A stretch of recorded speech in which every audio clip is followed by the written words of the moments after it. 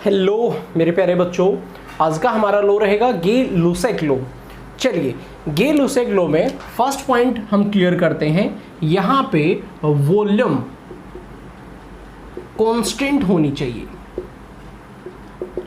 Okay, second point है, अगर आप प्रेशर को इंक्रीज करते हैं, कब? तब टेम्परेचर इंक्रीज होता है। मीन्स प्रेशर यहाँ पे टेम्परेचर के डायरेक्टली प्रोपोर्शनल है। कैसे? सुनिए, आप चाहते हैं कि जो वॉल्यूम है वो कांस्टेंट रहे, वो चेंज नहीं होनी चाहिए, और आपने किसी गैस को टेम्परेचर देना स्टार्ट कर दिया। अब देखिए, अगर आप टेम्परेचर देंगे तो यहाँ पे जो मॉलिक्यूल हैं, काइनेटिक एनर्जी बढ़ेगी, और ये मॉलिक्यूल यहाँ पे आके एक प्रेशर एक्सर्ट करेंगे।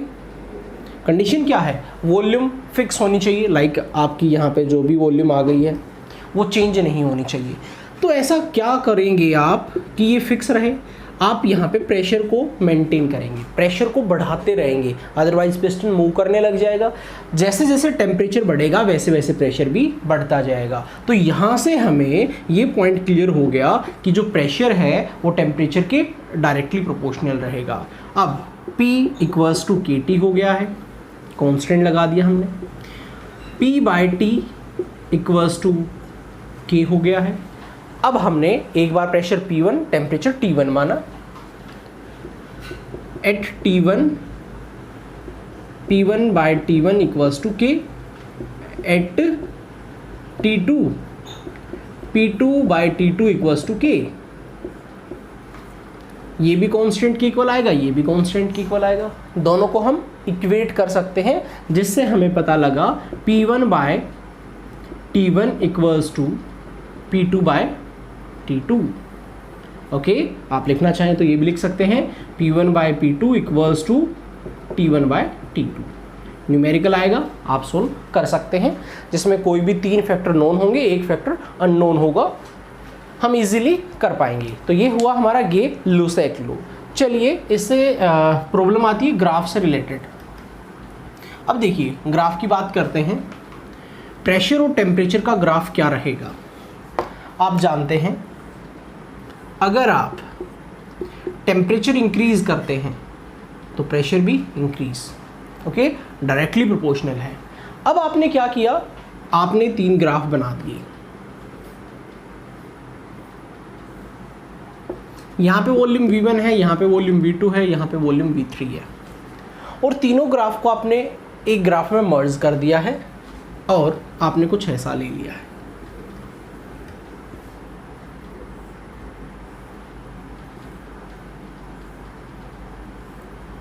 V1, V2, V3, यहाँ पे प्रेशर है, यहाँ पे टेम्परेचर है। आपसे पूछा गया है वॉल्यूम V1 ज़्यादा है, V2 ज़्यादा है, V3। कुछ बच्चे सोचते हैं वॉल्यूम तो कांस्टेंट थी।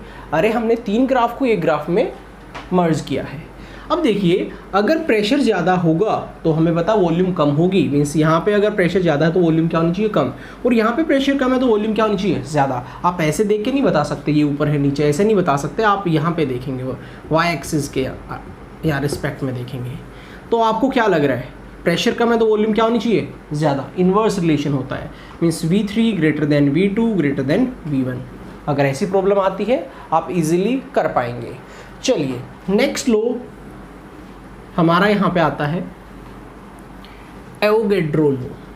एवोगैड्रो लो को समझना ज़रूरी है, क्योंकि फिर आइडियल गैस इक्वेशन हम कवर करेंगे। ओके, बात करते हैं एवोगैड्रो लो के लिए।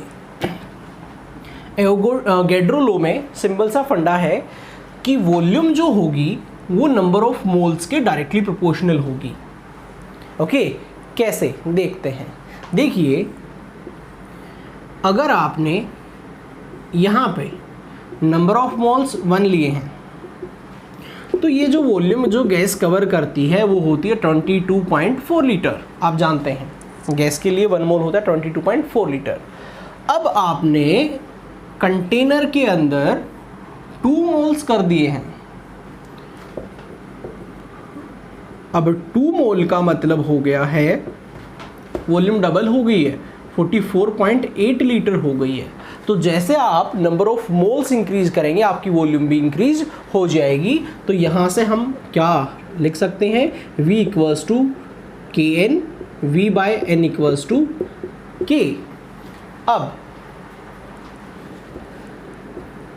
Eight N1 V1 upon N1 equals to K, okay, and at N2